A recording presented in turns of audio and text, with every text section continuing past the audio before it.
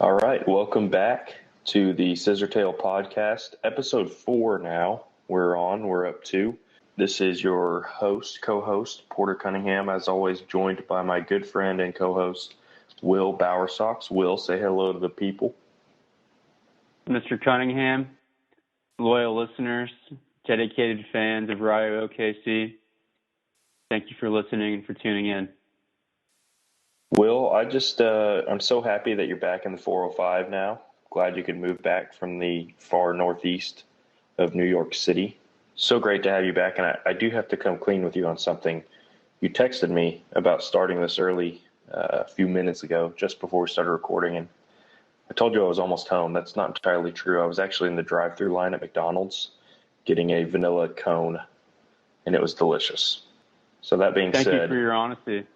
I feel like anytime you can establish a benchmark of honesty with your listeners via a third data point, that's always good. I am not ashamed to stop at a McDonald's drive-thru to spend $1.08 on a vanilla frozen yogurt cone. So now you know that tidbit about me. I just want to say that it is good to be back home, and I'm just glad that I can be that much closer to my boyhood club. Your boyhood club. Let's talk about your boyhood club. First of all, we want to make note that we don't have any corrections from last week's episode, which doesn't mean we got anything wrong. It just means that, or it doesn't mean that we didn't get anything wrong. It just means that nobody pointed it out to us. So if we get something wrong, tell us and we'll correct it. William, do you have anything about last week's episode or anything? You know, the one thing that I hope we can get clarity on, not that it's a vital fact, but I'm just curious to learn about, is the number of U.S. slots that we have remaining. I guess we have some players that are foreign-born but have green cards, so they don't count. We have some international players, so it's not a live or die figure, but I'm just curious in the number of, will we use all 7 slots, or will we try to get as many green card players as possible to preserve the number of Viacano players who would potentially come over? Just curious to see what happens. Yeah, and I guess I would toss that to our NASL podcasting brethren. I would ask of you, is there a good way to look at the roster and figure out who is using international slots and who isn't? So if there is, let us know. Let's talk about some more players. 4 players officially announced this week. We had talked about Derek Boateng last week, and he was a confirmed signing early in the week this last week. I think the best part about the Boateng signing is that the illegal $20 bootleg Ghana World Cup jersey that I bought last summer, I now have an excuse to wear to Rayo OKC games. Yeah, I'd completely forgotten you bought that jersey, so I hope you still have it. I hope you didn't Craigslist it or something. I'm wearing it right now, as a matter of fact. Great. All right. Good. So now you don't have to buy it necessarily Rayo OKC kit. You'll be the hipster guy wearing the Ghana jersey.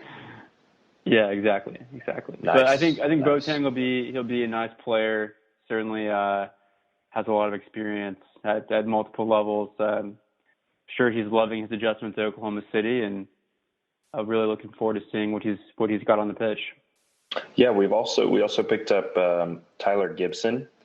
So he's one of the first fresh faces I think we've seen in terms of experience. He's an American midfielder, also has played right fullback, I think, in the past.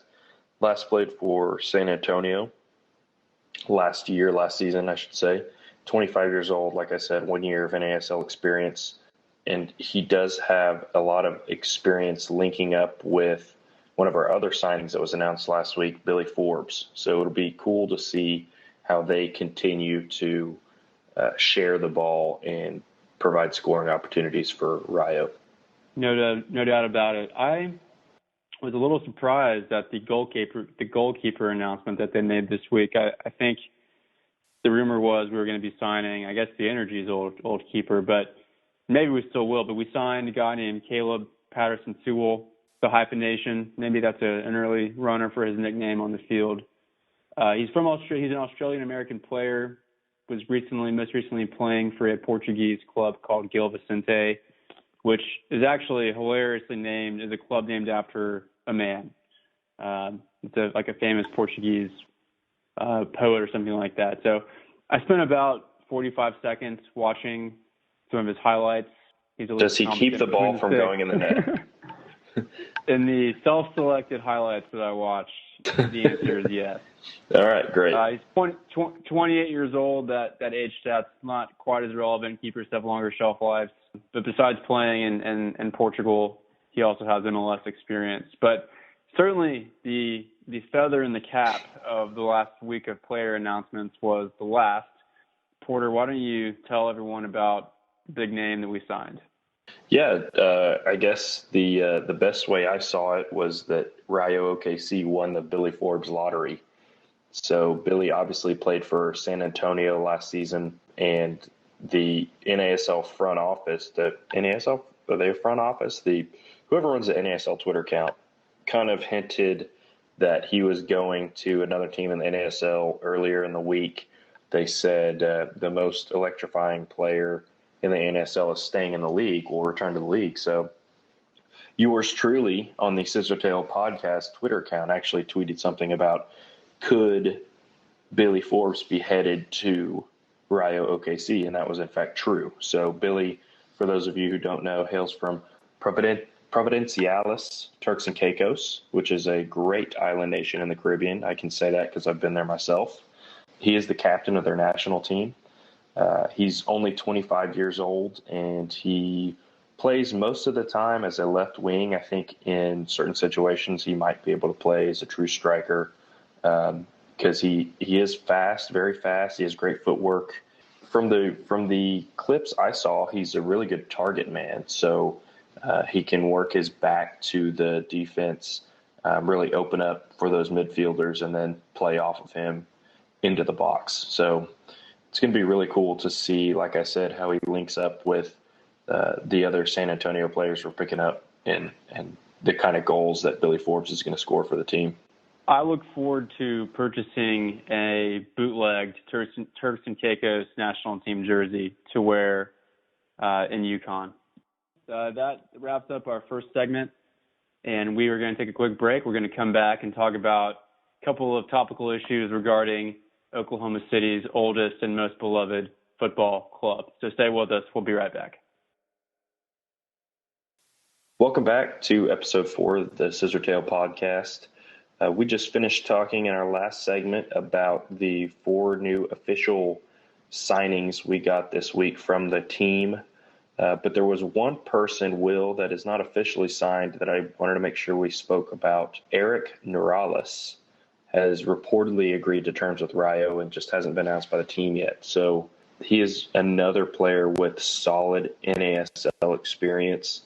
And Franco Soy Yuan reported that, as he has been doing, dropping all of these tidbits of information about the team. So we'll be interested to see if that becomes official this week or not. But sorry, just wanted to throw that in there. Had forgotten to mention in the last segment.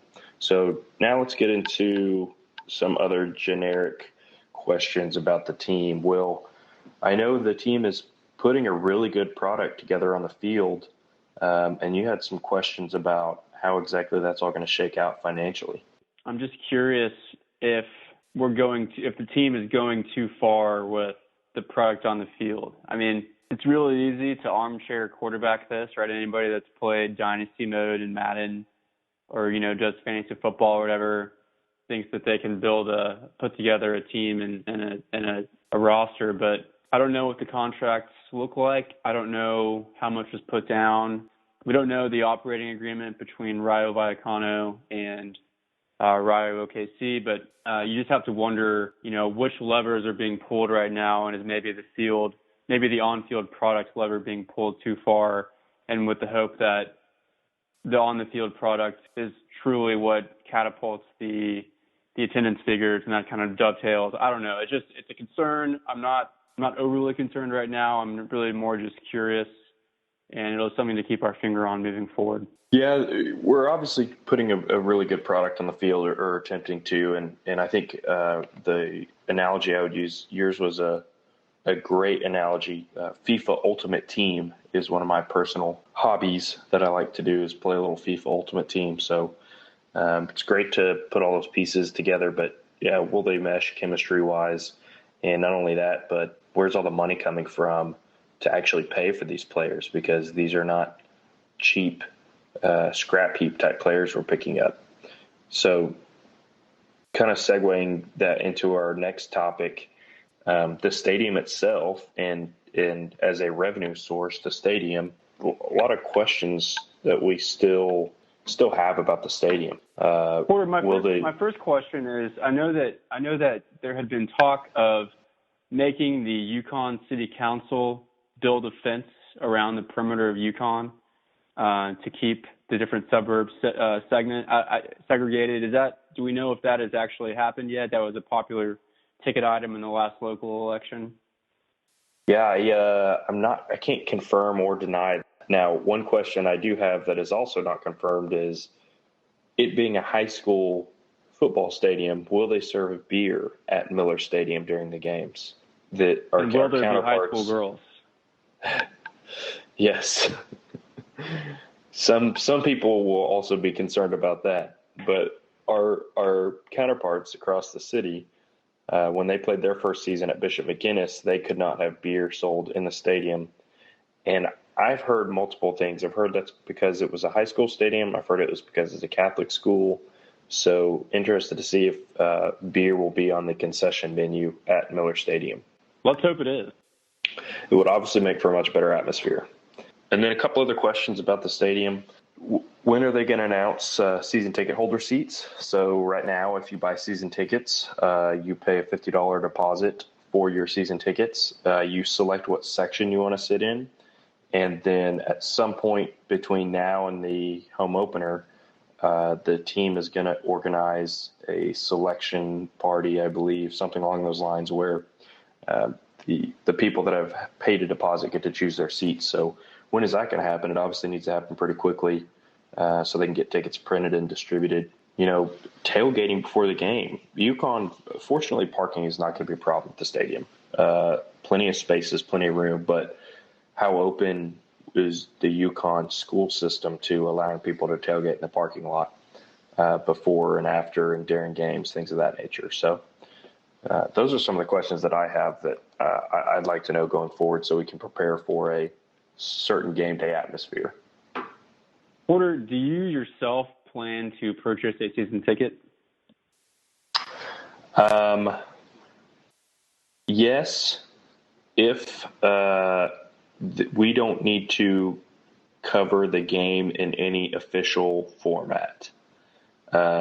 So certainly, all the ESPN3 producers, ESPN3 producers that are listening to this podcast, just so you know, we are available. I mean, if ESPN3 calls up and says, ESPN8, the Ocho, calls up and says, hey, we need a couple of broadcasters for the game, I'd certainly be happy to do it. If the team said, hey, we love the tactical input you guys are having on the podcast, we'd love to have you cover the game for us, certainly be happy to do it. If by chance that doesn't happen, then yes, I will be purchasing season tickets. As to what section yet, I cannot answer. What about you? Great question, and I am currently unclear as to whether or not I will be making such an expenditure. I imagine that if I don't do it, I'll certainly go to many games. So we'll just see what happens. So, yeah. Anyway, well, that wraps up segment 2. We will take a quick break, and we will come back for our third and final segment, Free Talk, talk about what is on our minds and what is upcoming this week for the club. We'll be back. Welcome back to our Free Talk segment, our final segment of episode 4 of the Scissortail podcast. We want to dive straight into this. First of all, I want to say that it's probably going to be a pretty short episode tonight. Obviously, we've mentioned that Will moved back from New York. It's been a long weekend for all of us. We will be featured as guests on a couple of different podcasts this week around the community. The First Team podcast for the New York Cosmos. So go check out their recent episode. It should be dropping Sunday evening. So it should be out by the time this gets out. And then Tuesday evening will be on the NASL Nightcap podcast. So I think that comes out. I think their episodes come out Tuesday evenings or Wednesday evenings. So go check those out if you want to know some more about Rayo OKC. Will, let's talk about some free talk stuff. What's going on this week with the team? Well, there's a lot of speculation that the jerseys and the kits are going to be coming out this Thursday. So this Thursday at 6 p.m., we've all been alerted via Twitter that big announcement coming. So certainly we'll be refreshing my Twitter feed early and often through this Thursday. So stay tuned. And I know a lot of people have asked, what are they announcing Thursday? And surely for them to tweet, stay tuned. But normally if it's been a player signing, they'll say more player signings coming. So you think it's got to be something that's not a player signing, but big enough that it's not going to be like an assistant coach or something. So I agree with you 100%. I think, I guess maybe I'm just hoping my way to the fact that they show us some jerseys, some sweet, sweet jerseys on Thursday. I look forward to it. I mean, ideally, via the team store, I can also purchase national team jerseys for all of the players that are internationally sourced. But will they have $20 knockoff national team jerseys at the official Rayo OKC team store? I'm just saying I know a guy who knows a guy. Great. All right. Well, if you're listening, we hope you enjoy what we talk about. And if there's something that we haven't talked about that you want us to talk about within reason, let us know. Reach out to us on Twitter at ScissorTailPod on Twitter, or send us an email, scissortailpod@gmail.com. Just so you guys know, a few of the things that we do plan on talking about over the course of this season, I guess, that aren't related necessarily to tactics or specific games or the team. Some of those things are a full story, an oral history, if you will, of the background of OKC FC, Oklahoma City FC, and the split and the founding of Energy FC, and then the transition to Rayo OKC. So that is not going to be a small topic at all. Will, what else do you want to talk about as we continue to do this thing? Well, as any fan of the sport that is based in America certainly has an opinion on, is promotion relegation. So not that our thoughts are going to be extremely unique, but ideally at some point we'll sit down and have a longer conversation about our opinions on, is America ready for pro rel? Should we have it? And is there any kind of reflection of Oklahoma City as a microcosm of the state of soccer in America with the USL, NASL, MLS, quote unquote battles, and how that all kind of ties into the larger pro rel conversation? So it's a pretty healthy topic. We'll certainly try to bite into it if we have time and we can get our thoughts organized. But if you're out there and you have other topics that you'd like for us to speak about, shoot us a note. We'll certainly consider it. And play your cards right. We might even bring you on to be a guest. Here's one topic that I think everyone is wondering out there. Are there enough adequate indoor soccer facilities in the Oklahoma City metro area? I think there's a clear mandate for growth in the indoor soccer market in Oklahoma City. We have identified key geographical areas where a new, well-managed, well-run indoor soccer facility could prosper in the Oklahoma City metro area. And we'll bring that story to you right here on the Scissor Tail podcast. Yeah, calling all investors. We finally outed ourselves. This entire podcast is just a giant con to get.